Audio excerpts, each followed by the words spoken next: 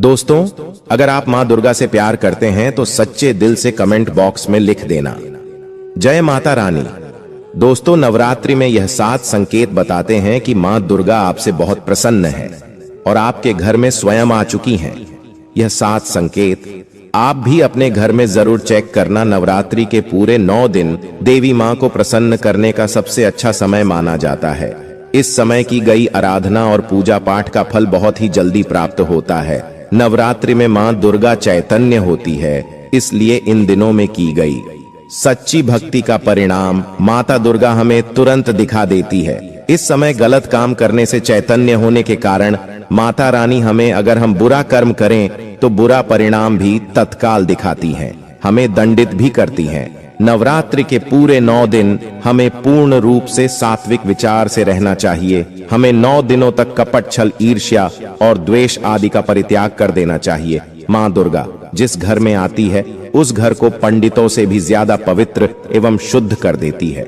वहां रहने वाले सभी लोगों की बुद्धि भक्तिमय हो जाती है और घर एकदम शांत रहता है, आनंद लगने लगता है। तो आप भी अपने घर में चेक करना। ये अगर 7 में से कोई भी संकेत आपको मिलने लगे तो समझ जाना माता रानी आपके घर में आ चुकी हैं। तो आइए जानते हैं कुछ संकेतों के बारे में। संकेत बताने से पहले अभी तक आपने वीडियो को लाइक नहीं किया है तो वीडियो को लाइक कर चैनल को सब्सक्राइब जरूर कर लेना। सर्वप्रथम मैं आप लोगों को नव दुर्गा के 9 स्वरूप एवं उनकी महिमा को बताऊंगा। इसके बाद में आप लोगों को संकेतों के बारे में बताऊंगा, कैसे और कौन से 7 संकेत हैं जिससे से आप पता कर सकते हैं कि माता रानी अब आपके घर में आ चुकी हैं। अगर आज के वीडियो मिस कर दी तो सारी जिंदगी पछताना पड़ेगा, क्योंकि इस समय माता रानी हमारे घर में आ जाती है, लेकिन कुछ गलतियों के कारण हम माता रानी को पहचान नहीं पाते। यही सबसे बड़ी हमारी मूर्खता है। तो वीडियो को ध्यान से देखना। माता रानी के 9 स्वरूप कहे गए हैं। इनकी पूजा करने से हमें अलग अलग फल की प्राप्ति होती है।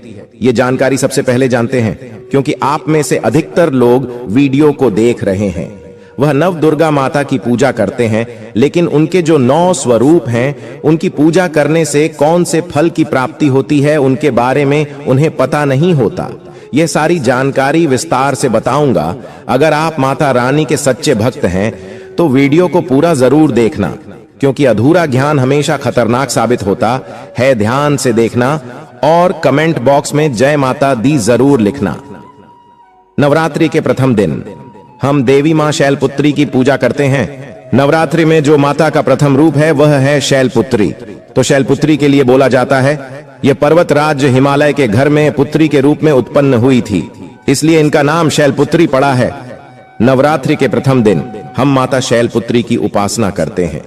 वृषभ में माता शैलपुत्री स्थित रहती हैं। वृषभ इनका वाहन है। यह अपने हाथों में खड़ग, चक्र, गदा, धनुष, बाण और श्रम को धारण करके संपूर्ण आभूषणों से विभूषित होती है।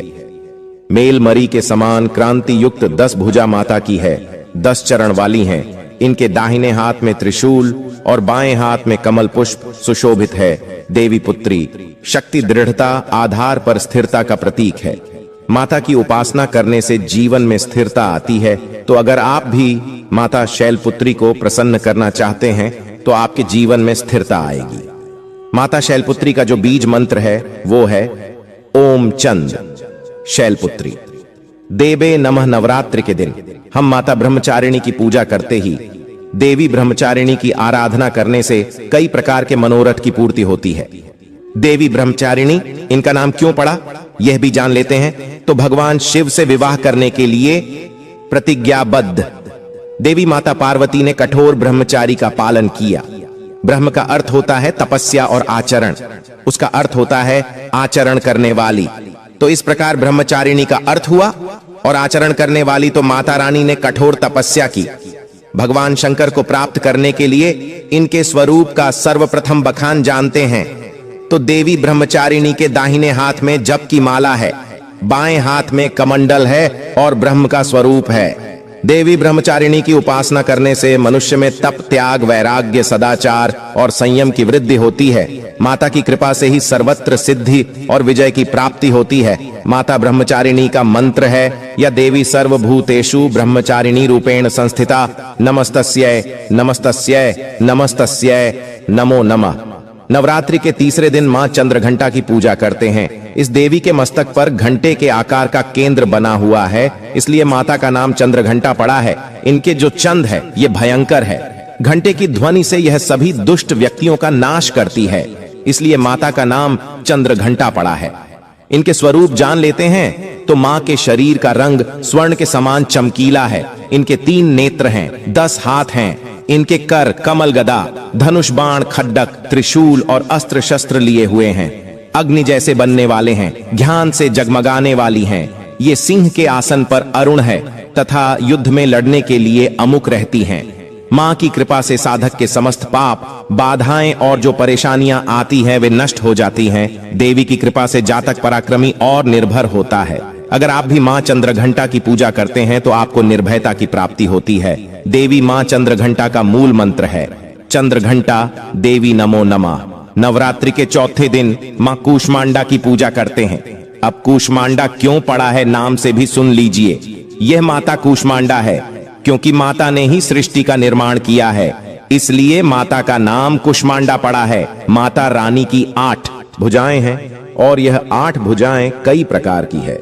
यह 8 प्रकार की सिद्धि को अपने हाथों में प्रदान करने वाली कही गई है। इनका वाहन सिंह है और कूष्मांडा माता की आराधना करने से जातक के समस्त रोग और शोक जो होते हैं मिट जाते हैं। माता हमें आयोग, यश और बल तथा आरोग्य प्रदान करती है। माता का मूल मंत्र है कूष्मांडा शर्मिंदा नमः। नवरात्रि के पंचम दिवस माता स्कंद माता की पूजा करते हैं। शैलपुत्री ब्रह्मचारिणी बनकर तपस्या करने के बाद भगवान शिव से विवाह किया। तदंतर स्कंद उनके पुत्र बने, अर्थात कार्तिकेय जो हैं उनके पुत्र बने, इसलिए माता स्कंद माता कहलाई। स्कंद भगवान को अपनी गोद में हमेशा बैठे हुए माता रहती हैं, इसलिए इनका नाम स्कंद माता पड़ा है।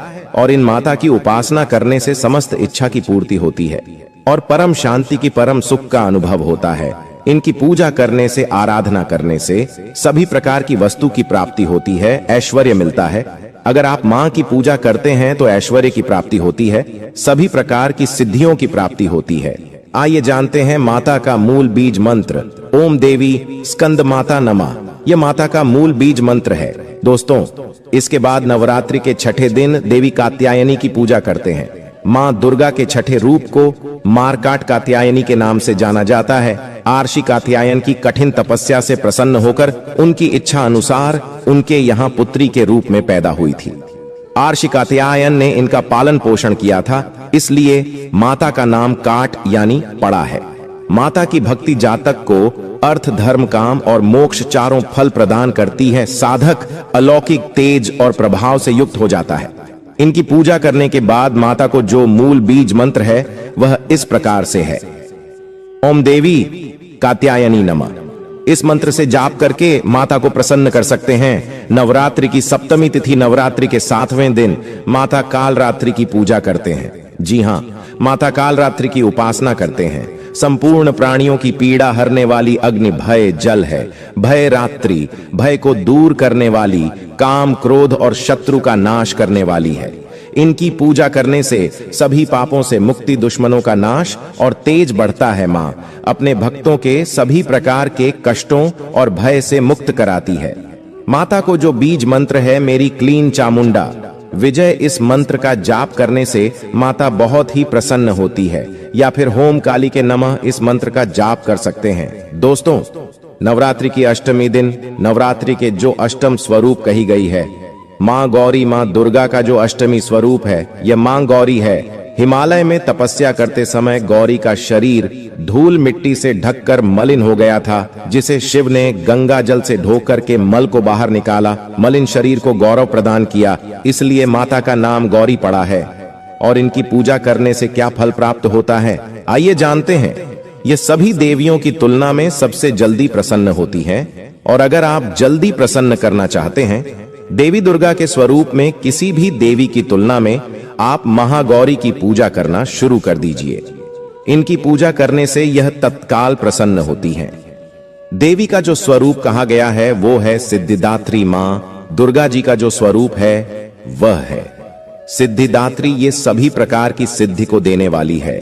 सिद्धि अर्थात मोक्ष को देने वाली, तो देवी मां का पूजा पाठ करने से सभी प्रकार की सिद्धि की प्राप्ति होती है, सभी प्रकार की कामना की पूर्ति होती है। इसीलिए नवरात्र के 9वें दिन इनकी पूजा से असंभव कार्य को भी संभव कर सकते हैं।